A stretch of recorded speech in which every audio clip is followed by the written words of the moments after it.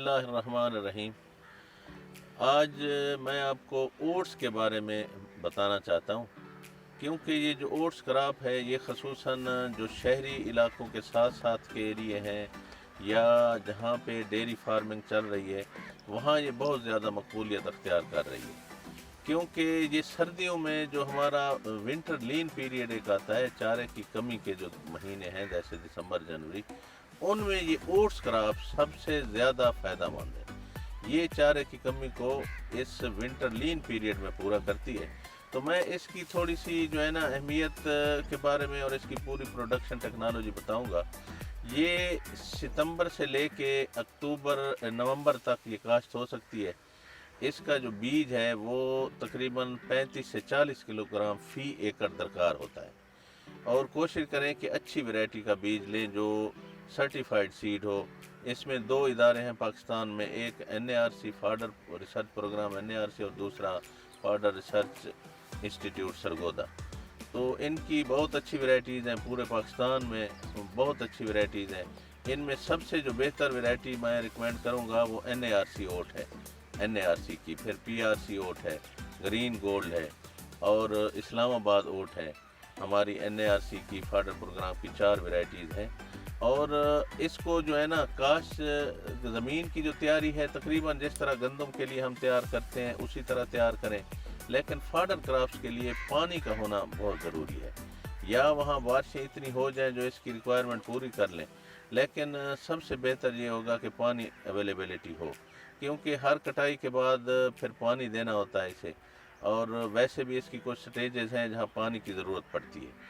तो इसको मैं ये कहूँगा कि अगर हमने इसका पूरा फ़ायदा उठाना है तो इसको 15 सितंबर में काश्त करें।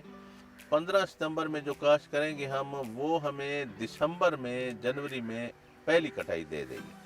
तो उस वक्त चारे की बहुत कमी होती है, चारा मिल नहीं रहा होता, क्योंकि लाइफ स्टॉक का सबसे जो सस्ता ज़रिया है वो चारा है, सब्ज़ चारा।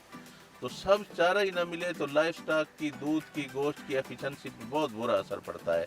तो इसलिए अगर इसको हम सितंबर में काश्त करेंगे तो ये पहले हमें दिसंबर जनवरी में एक कटाई दे देगी। उसके बाद इसको छोड़ दें। अगर दूसरी कटाई लेना चाहते हैं, आपको चारे की ज़रूरत है तो दूसरी कटाई ले लें, वरना इसको बीज के लिए छोड़ दें। क्योंकि बीज इसका चारा जात का बीज अच्छा बीज मिलना बहुत मुश्किल है, क्योंकि फार्मर ये करता है कि चारा लगाता है, बीज कहीं से अच्छा ले भी आए तो उसको फिर काट के जानवरों को खिला देता है, क्योंकि चारे की ज़रूरत होती है उसे, तो बीज के लिए नहीं छोड़ते। बाकी फसलों में ये पॉजिटिव एज है कि वो बीज के लिए तैयार होती हैं, तो बीज वो आगे चलता रहता है। तो चारे का सबसे बड़ा मसला सीड का है, तो इसलिए इसको पहली कटाई चारे के लिए ले लें, दूसरी जो है ना सीड के लिए रख लें। तो इसको जो है ना एक DAP, एक यूरिया इसकी खाद की रिक्वायरमेंट है। ज़मीन अच्छी तैयार करें, अच्छी वैरायटी लगाएं और लाइन सोइंग में करें। अक्सर फार्मर इसका छट्टा कर देते हैं। इसको हम रिकमेंड करते हैं कि इसकी ड्रिल की जाए। तो ड्रिल में ये जो है ना बहुत अच्छी पैदावार देती है। जो हमारी वैरायटीज़ हैं, अगर इनका पूरा पोटेंशियल लिया जाए तो ये तकरीबन 800 मन फ़ी एकड़ के हिसाब से चारा मुहैया करती हैं।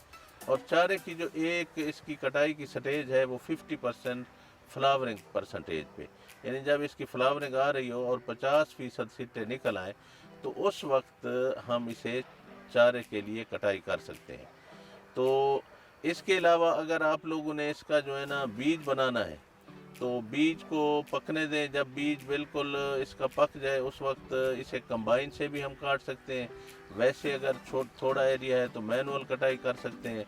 मैनुअल कटाई करके थ्रेशिंग से थ्रेश कर लें, इसका बीज रख लें। और भूसा जो है ना इसका गंदम से ज़्यादा मिलता है और भूसा ज़्यादा नरम भी होता है, इसलिए भूसा भी इसका काफ़ी सारा डबल से भी ज़्यादा आएगा। जितनी बीज की पैदावार होगी उससे 2 से 3 गुना इसका भूसा होगा, तो वो भी जानवरों के लिए इस्तेमाल हो जाएगा। और इसका बीज अच्छी जगह पे स्टोर करके रख लें और अगले सीज़न में फिर काश्त कर लें।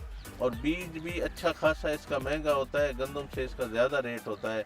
और दूसरी बात यह है कि अच्छी वैरायटी का बीज मिलता नहीं है, इसलिए मैं फार्मर्स को ये हिदायत करूँगा कि वो एक कटाई चारे की ले लें और दूसरा बीज के लिए रख लें और उसको अच्छी तरह स्टोर करें और अगली दफ़ा बिजाई कर लें और साथ वाले फार्मर्स को भी दे सकते हैं।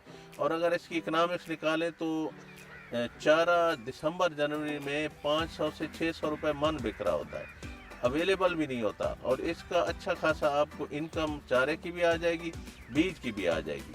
इसलिए मैं कहता हूँ जो नई आजकल चारा जात आ रही हैं उनमें ये ओट्स जो है ना बहुत ज़्यादा मकबूलियत अख्तियार कर रही है।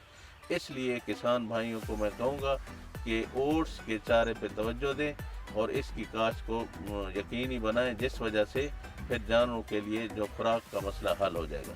शुक्रिया।